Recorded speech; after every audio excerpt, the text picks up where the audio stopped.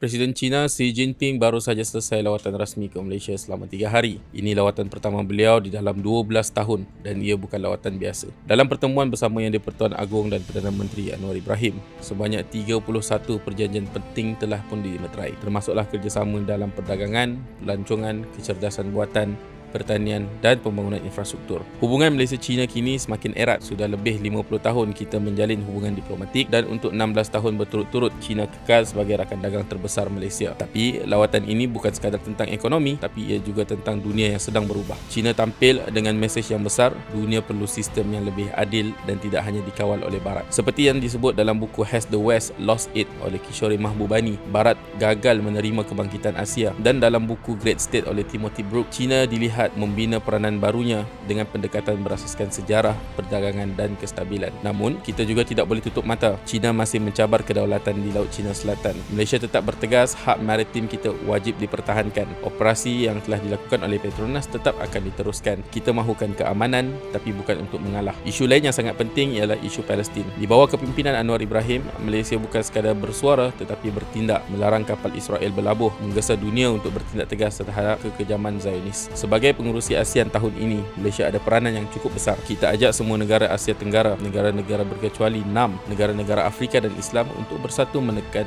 rejim Israel, bukan hanya melalui kutukan tetapi tindakan konkret. Sekat ekonomi, putus pelaburan dan bina rangkaian baru yang bebas dari kuasa imperialis. Kini kuasa sedang beralih dari barat ke timur. Malaysia bukan lagi hanya pengikut, kita boleh jadi pemimpin tamadun baru, tamadun yang berpaksikan keadilan, kemanusiaan dan keberanian moral. Inilah suara Malaysia, inilah kebangkitan Asia.